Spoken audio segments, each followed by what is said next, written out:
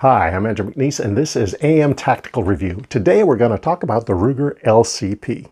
Now there are a couple of iterations of this weapon. There's the original and there's the LCP2. LCP2 is a striker-fired weapon with improved trigger and sights. This review is for the original LCP.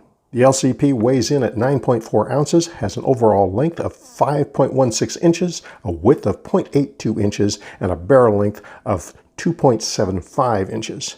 This weapon is a single strike double action only, which means that in a dry fire situation, the slide has to be retracted between each pull of the trigger. The field strip is fairly straightforward. Drop the magazine, lock the slide back temporarily so that we can assure that the chamber is empty. Then release the slide forward. You'll require a tool to pop this pin out. Once it's popped loose, it comes out and the slide moves forward. Retract the spring and remove the barrel. For the most part, the weapon reassembles in the reverse order. Insert the barrel. Sometimes it's a little tricky getting this small piece into place, but in this case it slid right in, no issues.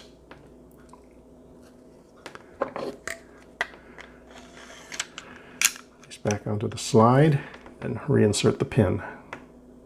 It is a challenge to get that pin back into position, but once it's in, just push it until it clicks in place.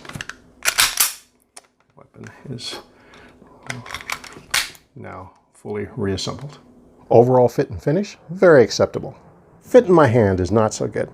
Notice how the whole weapon just wants to cant downward, even though my finger is straight here. I don't know why that is. It's just something about how this weapon fits in my hand. For me, the trigger was also a little bit of a challenge, and this is why. Imagine this finger is my trigger, and this is my trigger pull action. What I notice is that my fingers tends to slip so that the joint is right over the trigger. And as I pull backwards, that's just not enough to fully actuate the trigger. I have to readjust and then complete the trigger pull. I suspect that has something to do with the overall ergonomics of how this weapon fits my hand. Something else that made this weapon a little bit more of a challenge to shoot is that it has no sights. I had to sight essentially across the top of the slide. Nonetheless, accuracy was fine for self-defense ranges of 3 to 10 yards. And reliability was 100%. So, overall impressions, what do I think of the original LCP? It's okay. It's a basic 6-shot plus 1. That'll get the job done. As far as comfort, for me, not so much. It's, like I said, okay. Would I recommend it? I'd say handle it first, shoot it first, and make sure it fits you. If it does, by all means. It's not a bad little gun. So there you have it, my comments on the Ruger LCP. If you enjoy what you see, enjoy what you hear, feel free to like, subscribe, share, and hit the bell for notifications when new content comes available. I'm Andrew McNeese, and this is AM Tactical Review.